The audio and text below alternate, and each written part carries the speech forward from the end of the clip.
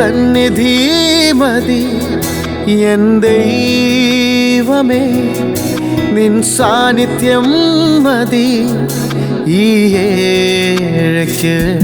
നിൻ ദിവ്യകൃപകളാ ജീവിപ്പാൻ നിന്നാത്മശക്തി പകരൂ നാഥാ. നിന്നാശിഷം ചൊരിയുക എന്നിൽ, നിന്നാശിഷം ചൊരിയുക എന്നിൽ. കേൾപ്പിക്കുക നിൻ സ്വർഗീയ നാദം.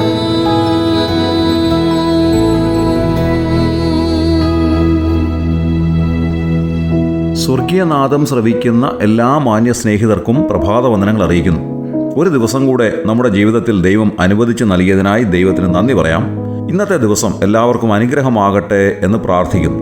നമുക്കറിയാം, നമ്മുടെ ചുറ്റുപാടുകളിൽ സന്തോഷത്തിൽ ആടിത്തിമിർക്കുന്ന യുവലോകത്തെയാണ് നാം കാണുന്നത്. ഏതൊരു സോഷ്യൽ മീഡിയ ഓപ്പൺ ചെയ്താലും അതിലൂടെ നാം കാണുന്നത് ആടുകയും പാടുകയും സന്തോഷിക്കുകയും ആർത്തട്ടഹസിക്കുകയും ഒക്കെ ചെയ്യുന്ന ഒരു വലിയ സമൂഹത്തെയാണ്. പ്രത്യേകിച്ച് ഇന്നത്തെ യുവതലമുറ എപ്പോഴും സന്തോഷിക്കുവാൻ ആഗ്രഹിക്കുന്നവരാണ്. അങ്ങനെ സന്തോഷിക്കുന്നതിന് വേണ്ടി ഒരുപാട് പ്രോഗ്രാമുകൾ, പുതിയ കാര്യങ്ങൾ ഒക്കെ അവർ കണ്ടുപിടിച്ചു കഴിഞ്ഞു. അതൊക്കെ വിവിധ നിലകളിൽ അവർ സമൂഹത്തിൽ നടപ്പിലാക്കിക്കൊണ്ടിരിക്കുന്നു. വർഷങ്ങൾക്ക് മുൻപ് കുട്ടികളിൽ സാഹിത്യ അഭിരുചി വളർത്തുന്നതിന് വേണ്ടിയും അവരുടെ കലാപരമായ കഴിവുകൾ പ്രോത്സാഹിപ്പിക്കുന്നതിന് വേണ്ടിയും സ്കൂൾ തലത്തിൽ യുവജനോത്സവങ്ങൾ നടത്താറുണ്ടായിരുന്നു. ആ യുവജനോത്സവങ്ങളിലുള്ള ഓരോ ഇനങ്ങളും പരിശോധിക്കുമ്പോൾ അന്നത്തെ കാലത്തിനനുയോജ്യമായ, ആ കാലത്ത് നിലനിന്നിരുന്ന സംസ്കാരത്തിന് അനുയോജ്യമായ കാര്യങ്ങളാണ് ഉണ്ടായിരുന്നത്. ഉദാഹരണമായി കഥാപ്രസംഗം, മോണോ ആക്ട്, മിമിക്രി, നാടകങ്ങൾ, അങ്ങനെ തുടങ്ങിയുള്ള കലാരൂപങ്ങളാണ് ആ കാലത്ത് കുട്ടികളുടെ ഇടയിൽ തന്നെ നടത്തിയിരുന്നത്. എന്നാൽ പിന്നീട് ഇങ്ങോട്ട് അതിനെല്ലാം വളരെയധികം വ്യത്യാസങ്ങളുണ്ടായി. എന്നാൽ ഈ കാലത്ത് സാഹിത്യാഭിരുചി എന്നുള്ളതിനേക്കാൾ ഉപരിയായി മാനസികോല്ലാസത്തിന് കൂടുതൽ പ്രാധാന്യം കൊടുക്കുന്നത് കൊണ്ട് ഓരോരുത്തർക്കും അവരവർക്ക് ഇഷ്ടമുള്ള ഭാഷയിലും ഇഷ്ടമുള്ള വിഷയങ്ങളിലുമുള്ള കാര്യങ്ങളാണ് കൂടുതലും സാമൂഹ്യ മാധ്യമങ്ങളിലൂടെ അവതരിപ്പിക്കപ്പെടുന്നത്. ഇതൊക്കെ കാണുമ്പോൾ ഒരു ദേശത്തിൻ്റെ സംസ്കാരം തന്നെ പഴയതിൽ നിന്ന് എത്രയോ മാറിപ്പോയിരിക്കുന്നു എന്നുള്ളത് നാം സമ്മതിക്കേണ്ടതായിട്ടുണ്ട്. ഇന്നത്തെ ലോകം എപ്പോഴും ചിരിക്കുവാൻ ആഗ്രഹിക്കുന്നു, എപ്പോഴും ഉല്ലസിക്കുവാൻ ആഗ്രഹിക്കുന്നു. അതുകൊണ്ട് തന്നെയാണ് ധാരാളം അമ്യൂസ്മെൻറ്റ് പാർക്കുകൾ അവിടങ്ങളിലായിട്ട് ഉയർന്നു വന്നിരിക്കുന്നത്. വാസ്തവത്തിൽ ലോകം ചെറുപ്പക്കാരുടെ മനസ്സിൽ കുത്തിവെക്കുന്ന ഒരു വിഷമാണിത് എന്നുള്ളത് നാം സമ്മതിക്കേണ്ടതായിട്ടുണ്ട്. അവരെ എപ്പോഴും ഉല്ലസിക്കുവാനായി പ്രേരിപ്പിക്കുന്നു, അവരെ എപ്പോഴും സന്തോഷിപ്പിക്കുവാനും ഈ ലോകത്തിൻ്റെതായിട്ടുള്ള ഗതിവിഗതികൾക്കനുസരണമായി ഒരുപക്ഷെ അസാൻമാർഗീയമായ കാര്യങ്ങൾ പോലും അവരെ കൊണ്ട് ചെയ്യിക്കുവാനായിട്ട് ലോകം സദാ ജാഗരൂകമാണ്. അടുത്ത സമയത്ത് നമ്മുടെ നാട്ടിൽ അതിഭയങ്കരമായ നിലയിൽ ലഹരി സാധനങ്ങളുടെ ഉപയോഗങ്ങൾ ക്രമാതീതമായി വർദ്ധിച്ചിരിക്കുന്നു എന്നുള്ളത് നടുക്കുന്ന ഒരു കാര്യമാണ്. അങ്ങനെ ലഹരി ഉപയോഗത്തിലൂടെ കുട്ടികളെ മുതൽ വശത്താക്കി ലോകത്തിൻ്റെ രീതികളിലേക്ക് അവരെ തിരിച്ചുവിടുക എന്നുള്ളതാണ് വാസ്തവത്തിൽ പിശാചിൻ്റെ തന്ത്രം. ആ ഉദ്യമത്തിൽ പിശാച് വളരെയധികം വിജയിച്ചിരിക്കുന്നു എന്ന് വേണം കരുതാൻ. കാരണം ലോകപ്രകാരമുള്ള സന്തോഷത്തിനും ഉല്ലാസത്തിനും വേണ്ടി കുഞ്ഞുങ്ങളെ മുതലായി പിശാച് കയ്യിലെടുത്തിരിക്കുന്നു. ഏതൊരു സോഷ്യൽ മീഡിയ ഓപ്പൺ ചെയ്താലും അവിടെ എല്ലാം വളരെ ചെറിയ പ്രായത്തിലുള്ള കുട്ടികളെ അണിനിരത്തുന്നതായി നമുക്ക് കാണുവാൻ സാധിക്കും. ലോകം വളരെ ചെറിയ പ്രായത്തിൽ തന്നെ കുട്ടികളെ സ്വാധീനിക്കുകയും തൻ്റെ പരിധിയിലേക്ക് കൊണ്ടുവരികയും ചെയ്യുകയാണ്. പിശാചിന് വേണ്ടുന്നത് യൗവനക്കാരെയും കുട്ടികളെയുമാണ്.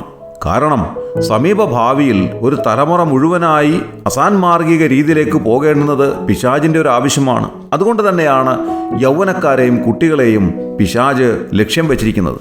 നാം ജീവിക്കുന്നതായ ഈ കാലഘട്ടം ഒരു വല്ലാത്ത കാലഘട്ടം തന്നെയാണ്. കൊലയും കൊള്ളയും കൊള്ളിവയ്പ്പും ഒക്കെ ധാരാളം നടക്കുന്നതായ ഈ കാലഘട്ടം ഒരു കെട്ട കാലഘട്ടം തന്നെയാണ്. മാന്യ സ്നേഹിതരെ, നമ്മുടെയൊക്കെ കുഞ്ഞുങ്ങൾ അനുഗ്രഹിക്കപ്പെട്ടവരായിട്ട് വളർന്നു വരണം എന്ന് നാം ആഗ്രഹിക്കുന്നു. ഈ ദുഷിച്ച സ്വഭാവത്തിലേക്ക് പോകാതെ ദൈവഹിതം എന്തെന്ന് അറിഞ്ഞുകൊണ്ട് ജീവിക്കുവാൻ അവരെ പ്രാപ്തരാക്കേണ്ടുന്ന ഉത്തരവാദിത്വം മാതാപിതാക്കൾക്കുണ്ട്. അതോടൊപ്പം സമൂഹത്തിനും വളരെ വലിയൊരു ഉത്തരവാദിത്വമുണ്ട്. അവർക്ക് പാപത്തെക്കുറിച്ചും നീതിയെക്കുറിച്ചും ന്യായവിധിയെക്കുറിച്ചും ബോധം വരേണ്ടത് ആവശ്യമാണ്.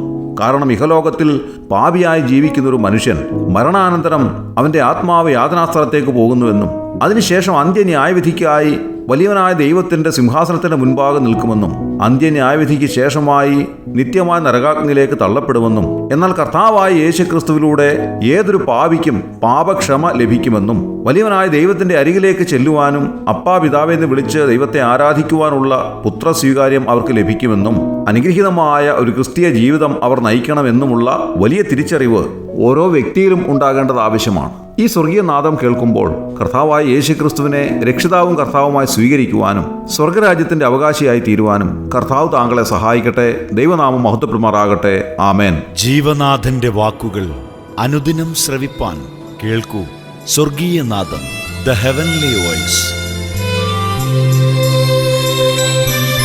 കളിയും ചിരിയും സുഖങ്ങളെല്ലാം തെളിനീർക്കുമിളവോൽ തീരുകില്ലേ. കളിയും ചിരിയും സുഖങ്ങളെല്ലാം തെളിനീർക്കുമിളവോൽ തീരുകില്ലേ. അളവില്ല സ്നേഹം നൽകുമീ നാഥനെ അറിയൂ മകനെ, ഇതു ഭാഗ്യമേ. അറിയൂ മകനെ, ഇതു ഭാഗ്യമേ. അളവില്ല സ്നേഹം നൽകുമീ നാഥനെ അറിയൂ മകനെ, ഇതു ഭാഗ്യമേ. അറിയൂ മകനെ, ഇതു ഭാഗ്യമേ. മകനെ നിൻ മനം പതറരുതേ, നിന്നെ നടത്തുന്നവൻ ശക്തനല്ലേ. എന്തിനീ ഭാരത്താൽ വലഞ്ഞിടുന്നു നിൻ ചിന്തകളെല്ലാം നീ മറന്നിടുക. എന്തിനീ ഭാരത്താൽ വലഞ്ഞിടുന്നു നിൻ ചിന്തകളെല്ലാം നീ മറന്നിടുക. മകനേ നിൻ മനം പതറരുതേ, നിന്നെ നടത്തുന്നവൻ ശക്തനല്ലേ. എന്തിനീ ഭാരത്താൽ വലഞ്ഞിടുന്നു നിൻ ചിന്തകളെല്ലാം നീ മറന്നിടുക.